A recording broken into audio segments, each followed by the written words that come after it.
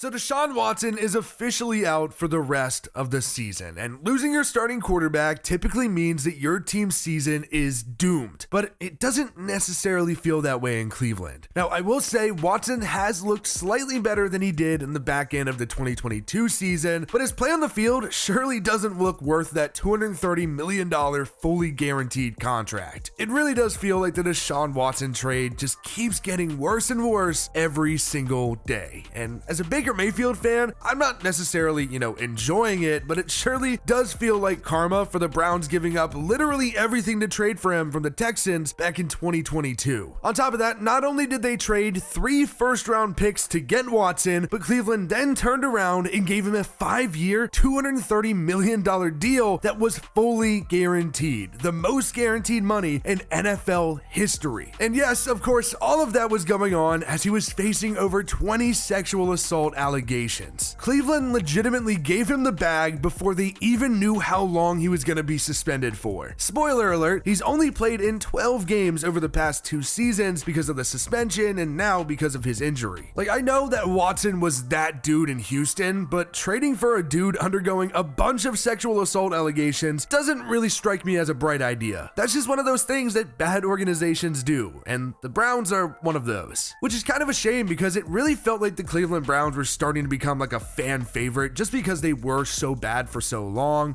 Baker Mayfield came in and made the team instantly lovable, and suddenly, out of nowhere, the Browns were okay after being just so garbage for so long. And then it all came crashing down. Baker Mayfield suffered some injuries, some struggled seasons, and then the Browns said enough was enough and went out and traded for Deshaun Watson. Now, at the time, the trade for Watson seemed absolutely insane by the team, but if you look back on Watson's career, it might have made sense at the time. He was really, really good in 2020. He had a league-leading 4,823 yards, 33 touchdowns to 7 interceptions. He was great. I mean, the Texans weren't, they went 4-12 and sucked, but Deshaun was good, but that was really the last time we had seen him play. He didn't play at all in the 2021 season and was ruled out for every game. It was just a mess, but eventually the Texans just decided that they wanted to move on and shipped him out to Cleveland. But looking back on it, I really just want to know what was said in the room to make the team come to this decision. It's just wild to me that the Browns thought that it was a good idea to trade for a dude who just sat a full season and was pending a long suspension after a ton of sexual assault allegations. And really, the fully guaranteed deal was certainly just the cherry on top of the stupidity. Now, Watson did end up getting suspended originally just for 6 games, but the NFL appealed and wanted him suspended for at least a full season, have him pay a fine, and establish a cause to make him seek treatment for his conduct. However, it just ended up being an 11-game suspension and $5 million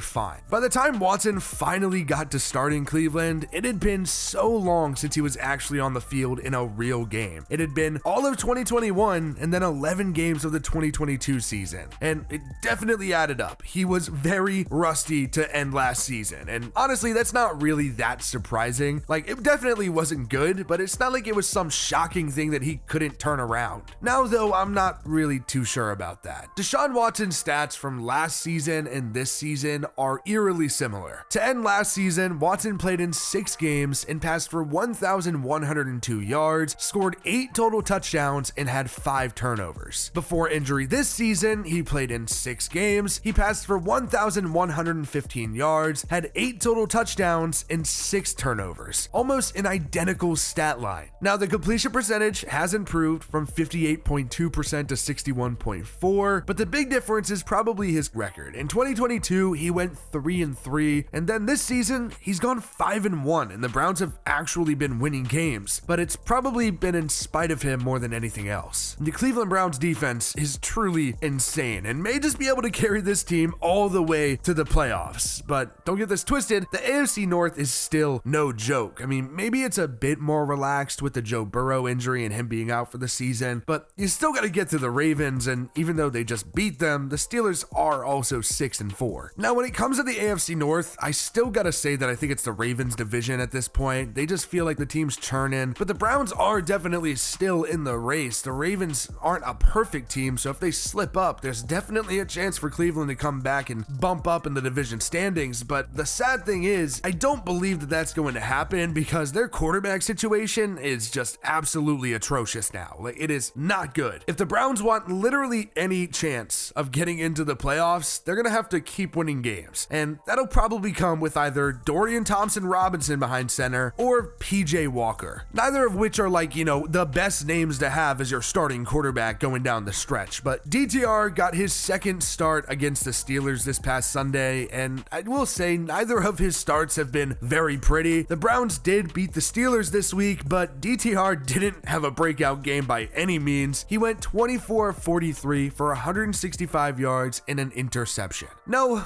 not great, but it's honestly better than his first start, where he threw 3 interceptions and the Browns just got absolutely blown out. Now, he is a rookie. I don't want to be too hard on this kid. He still needs to develop and mold into the player that he's going to be in the pros, but I will say he was just so fun to watch in the preseason. His name was everywhere. I felt like everyone was like on notice about this kid, but the regular season is definitely a different game, and I think DTR can tell that. But Cleveland definitely hopes that DTR can show something to them as a rookie. I really think that he has a good skill set. I just don't know if he's going to be able to put it all together. If he can do what he did in the preseason and the regular season, he can be special. But these are the starters now, not the third strings. Then there's veteran PJ Walker, and there's a reason DTR is starting over him. I mean, PJ Walker was damn good in the XFL in 2020. Unfortunately, this isn't the XFL. PJ Walker is a case that you really have to look into when it comes to his time in the NFL, because he doesn't really make sense. He has a 5-4 record as an NFL starter. That's not too bad,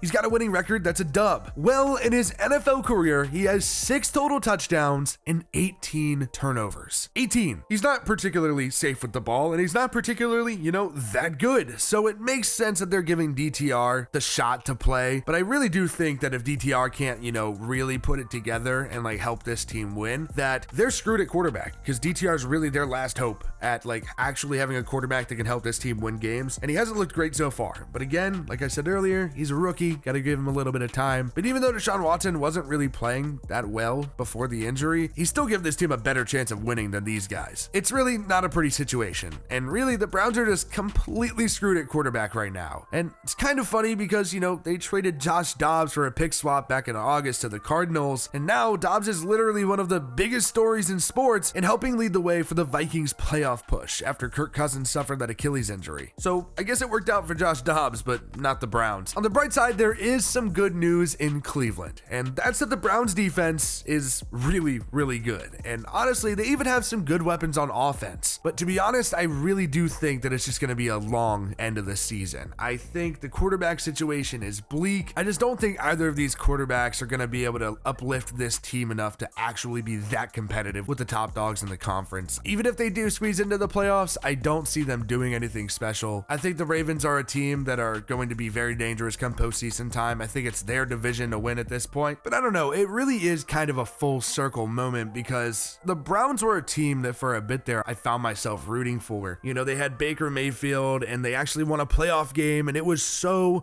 hype once Stefanski got there and all that stuff. But now it just feels like the Browns are back to this team that, is kind of irrelevant. Nobody's really looking over their shoulder for the Browns now. And to really top that all off, you gave this quarterback $230 million guaranteed, and he's barely played. 12 games in 2 seasons is ugly. 6 games a season is just not good. Now I get it, you don't decide when or when not to get injured, but at this point it's like Deshaun Watson probably could have played an extra game this year, but sat out because he wasn't ready to play. I don't know. That was a whole thing in and of itself, but I do think that giving him the fully guaranteed contract was a mistake. He has zero incentive to play now. You really just gave him money and he can sit on the sideline and just be a cheerleader and still get $230 million. I don't know. I don't really feel too bad for Deshaun Watson. Of course, I don't want anybody to get injured, but it's also this team kind of had karma coming their way after they handled the Baker Mayfield situation. I understand why you took a swing at Deshaun Watson. They understood at the time that it was a major swing, and right now that's looking like a miss. And because of that, the Browns may be screwed going forward. The season is probably a wrap, and you haven't even seen much from your $230 million quarterback, who has been suspended for predatory behavior, by the way. Let's not forget that, that happened. But Cleveland is a mess again, just like the old days. The Deshaun Watson trade may go down as one of the worst in NFL history, and it's really only fitting that it's with the Cleveland Browns. Sorry, Browns fans, but it was coming.